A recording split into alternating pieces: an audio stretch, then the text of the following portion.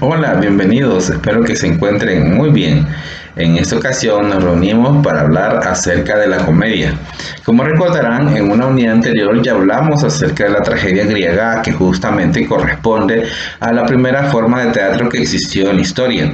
Ahora vamos a hacer referencia a la segunda forma de teatro que existió, que fue la comedia, que fue creada por los griegos, básicamente al final del desarrollo del teatro, y que luego fue llevada por los romanos, y los romanos pues lo adaptaron, hicieron sus adaptaciones, así como hicieron como la tragedia, y le dieron pues su propio estilo.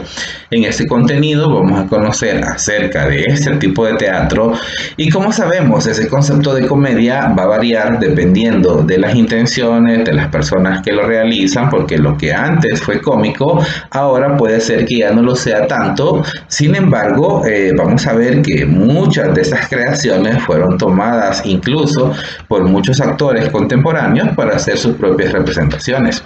Y es así como vamos a comenzar a revisar parte de la historia o la evolución que tenía el teatro, del teatro de la comedia, en este caso, pues desde sus orígenes griegos y romanos.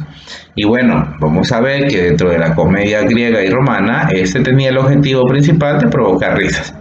Generalmente representaba situaciones burlescas donde se satirizaba a los personajes conocidos de la época y las costumbres.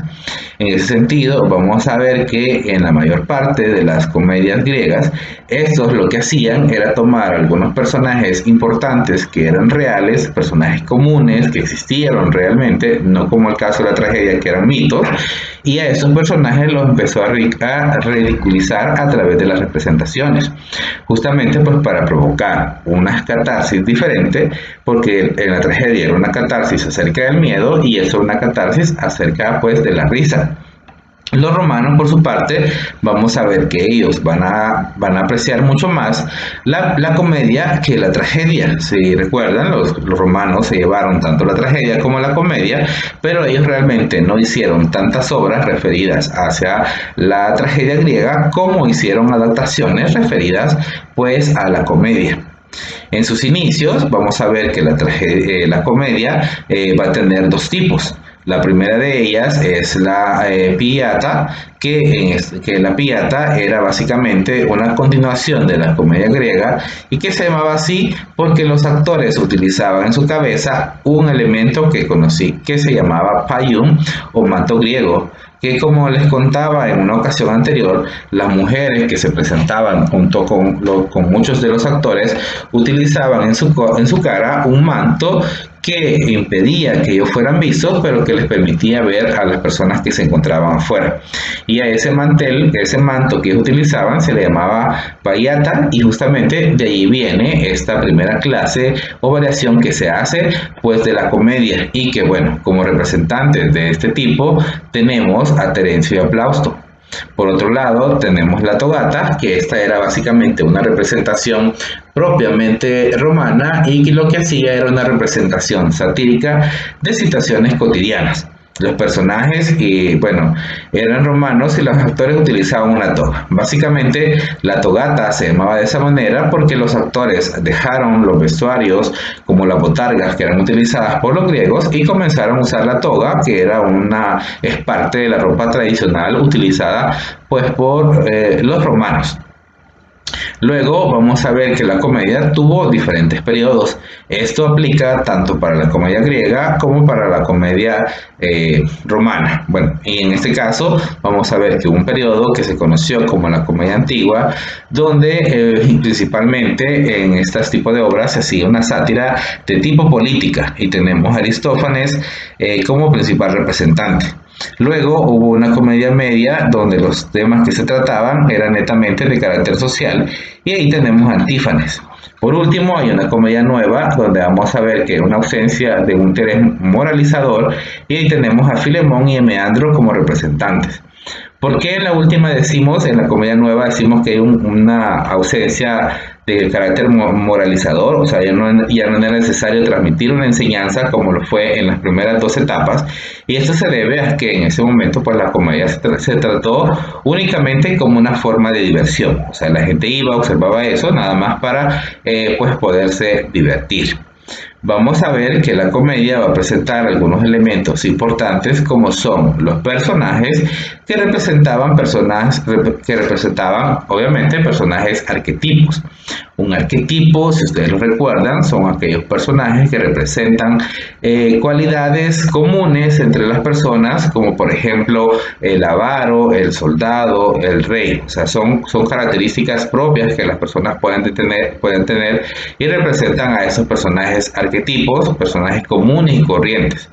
La situación que se presenta va a ser siempre una situación cotidiana, no va a ser algo diferente como la tragedia que tenía que ver con la persecución u otro tipo de elemento de los dioses, sino que eran situaciones cotidianas, y los diálogos vamos a ver que tienen la finalidad pues de divertir al ser parte pues de esta que conocemos como comedia, ¿verdad? Dentro de las características de la comedia vamos a ver que esta se caracteriza porque es un reflejo de sucesos cotidianos, pero que va a tener un desenlace feliz, un final feliz. El actor va a buscar principalmente causar la risa en el público y no generar una reflexión como veíamos en la tragedia. Su tema es risible, o sea, tiende a la risa nuevamente porque se inspira en los errores, en los equívocos o en las mismas sorpresas humanas. El protagonista va a ser un antihéroe porque no va a tener la intención de ayudar o de salvar a nadie, sino que simplemente de rivalizar en muchas ocasiones. Su fin último va a ser siempre provocar hilaridad, o sea, la risa y a veces reflexión en las primeras dos etapas, ¿verdad? El conflicto dramático va a ser del personaje consigo mismo, o sea, va a ser un conflicto consigo mismo, y vamos a ver que al final, su final va a ser feliz puede ser feliz, ya sea para una parte o para todos los protagonistas, porque incluso aquí vamos a encontrar la figura que conocemos como antagonistas. Dentro de este contenido vamos a hacer una pequeña referencia acerca de esa, que es una técnica que se utiliza en muchas ocasiones para hacer representaciones improvisadas, que es lo que nosotros conocemos como el sociodrama. El sociodrama, como les decía, es la representación que se hace de algún hecho o situación que parte de la vida real y en la que participa un grupo de personas justamente haciendo esa dramatización para analizar la situación. Esta representación va a ser muy dinámica y puede ser utilizada para introducir o concluir un tema. Como técnica, esta técnica del sociodrama es muy importante porque no necesita tener ningún tipo de elementos escenográficos, va a representar cosas de la vida real, entonces los parlamentos pueden ser sencillos y comprensibles. Va a intentar dar la solución a un problema social que se puede estar viviendo. La actuación va a intentar llegar a la comprensión de la problemática representada. La dramatización va a ser espontánea y bueno, el público va a poder a través de esta representación analizar pues lo que se está presentando, aparte de que se pueden brindar diversas soluciones a la problemática que se trata. Volviendo al tema de la comedia, después de esta paréntesis, vamos a hacer una pequeña comparación entre la comedia clásica y la comedia neoclásica, que neo es nuevo, o sea, un intentar regresar a eso clásico hecho por los griegos y los romanos. La comedia clásica ya sabemos que surge en Grecia allá por el siglo V y VI a.C. Vamos a ver que va a ser una sátira cruel, principalmente contra los políticos. El personaje aparece con su verdadero nombre, o sea, hace una referencia directa a esa persona. No tenía un coro, siempre existía esta parte del coro y sus representantes son Aristófanes y Menandro. En la comedia neoclásica, esta aparece en el siglo XIX y siglo XVIII. Y vamos a ver que va a conservar las mismas unidades aristotélicas que hemos mencionado de tiempo, lugar y espacio, y dentro de sus representantes están Molière y Leandro Fernández de Moratín. En el caso de Molière, es uno de los máximos representantes porque tomó muchos de las temáticas hechos por los griegos y los romanos y los llevó a su representación. Espero que el contenido nos haya quedado claro. Recuerden siempre la importancia de tomar sus anotaciones, de formular sus preguntas para que en una próxima ocasión estas puedan ser resueltas. Gracias por su atención.